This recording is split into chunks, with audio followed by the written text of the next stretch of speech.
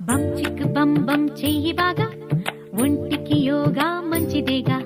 లేజీగా ఒళ్ళు పెంచుకోక, నాజూగా ఉంచు తీగలాగా. ఈజీగా